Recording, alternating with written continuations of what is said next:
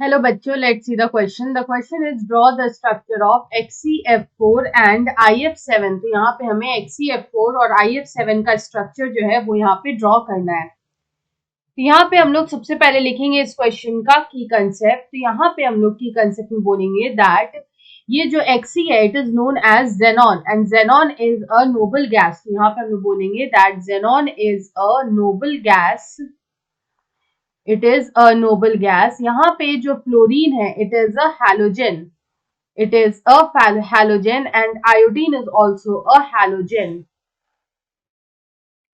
तो यहाँ पे अगर हम लोग जो इससे जो यहाँ पे कंपाउंड बना है उसका स्ट्रक्चर हम लोग यहाँ पे देखेंगे। तो यहाँ पे सबसे पहले जो हम लोग स्ट्रक्चर देखेंगे वो आएगा XeF4। तो यहाँ पे हम लोग सबसे पहले इसका हाइब्रिडाइजेशन जो है वो निकालेंगे। तो हमारा जो सेंट्रल एटम है वो है यहाँ पे जेनॉन।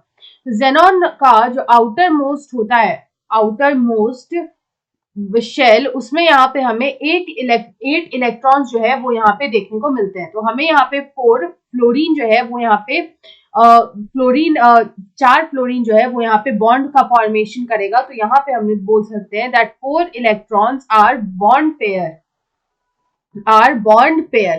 तो यहाँ पे अगर 4 इलेक्ट्रॉन्स हम लोग माइनस करते हैं तो बचा रिमेनिंग 2 पेयर्स ऑफ इलेक्ट्रॉन्स। और ये जो 2 पेयर्स ऑफ इलेक्ट्रॉन्स होते हैं, 2 इलेक्ट्रॉन पेयर, वो यहाँ पे होता है लोन पेयर। तो हम लोग बोल सकते हैं 2 are lone pairs, 2 are lone pairs. तो यहाँ पे अगर हम लोग देखें तो हम लोग यहाँ पे लिख सकते हैं that 4 are bond pair of electrons and यहाँ पे जो 2 है वो है लोन पेयर। तो यहाँ पे अगर हम लोग इसका हाइब्रिडाइजेशन कैलकुलेट करेंगे तो यहाँ पे इसका जो हाइब्रिडाइजेशन निकल के आता है वो आएगा sp3d2, it will be sp3d2। अब हम लोग यहाँ पे इसका स्ट्रक्चर ड्रॉ करेंगे। तो सेंटर में हम लोग यहाँ पे लिखेंगे जेनन।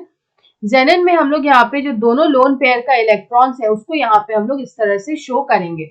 और यहाँ पे जो 4 बॉन्ड है विच इज विथ फ्लोरीन, उसको हम लोग यहाँ पे शो करेंगे इस तरह से। These are the 4 bonds which are made with fluorine. तो यहाँ पे हमें ये जो स्ट्रक्चर दिख रहा है ये हमें स्क्वायर प्लैनर स्ट्रक्चर जो है वो यहाँ पे मिल रहा है। So this structure will be square planar. तो यहाँ पे हम लोग बोल सकते हैं that XeF4 shows square planar structure, shows square planar structure। उसके बाद हम लोग यहाँ पे अगर सेकंड देखें तो हमारा जो यहाँ पे सेकंड आता है वो आता है IF7। तो यहाँ पे हम लोग IF7 जो है उसका यहाँ पे स्ट्रक्चर कैलकुलेट करेंगे। तो हम लोग देख सकते हैं अगेन यहाँ पे जो सेंट्रल एटम है वो है आयोडीन। और यहाँ पे जो सेंट्रल एटम आयोडीन है उसका जो आउटर मोस्ट शेल है, उसके जो आउटर मोस्ट शेल में हमें यहाँ पे कितने इलेक्ट्रॉन्स मिलेंगे टोटल, तो वी विल गेट 7 इलेक्ट्रॉन्स। तो हम लोग यहाँ पे ये देखेंगे कितने बॉन्ड पेयर्स हैं। तो यहाँ पे जो बॉन्ड पेयर ऑफ इलेक्ट्रॉन्स होंगे वो होंगे 7 इलेक्ट्रॉन्स। तो यहाँ पे और 7 आर बॉन्ड पेयर्स। और यहाँ पे अगर लोन पेयर्स की बात करें तो आएगा 0। The lone pairs is 0, 0 electrons आएंगे हमें लोन पेयर्स में। तो यहाँ पे अगर हम लोग हाइब्रिडाइजेशन देखें तो यहाँ पे इसका जो हाइब्रिडाइजेशन निकल के आता है वो आता है sp3d3। अब हम लोग यहाँ पे इसका स्ट्रक्चर देखेंगे तो हम लोग सेंट्रल एटम आयोडीन लिखेंगे। उसके बाद हम लोग यहाँ पे जो फ्लोरीन है उसको यहाँ पे शो करेंगे। तो यहाँ पे इस तरह से फ्लोरीन के बॉन्ड्स जो है हम यहाँ पे शो करेंगे।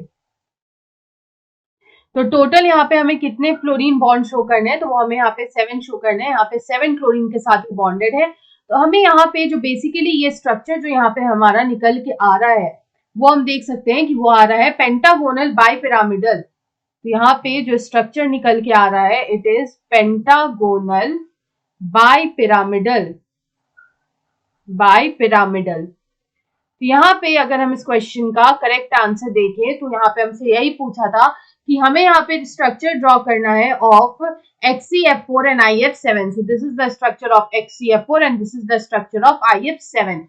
XeF4 जो होता है वो होता है स्क्वायर प्लेनर स्ट्रक्चर और IF7 जो होता है वो होता है pentagonal bipyramidal structure. I hope you understood it well. Best of luck.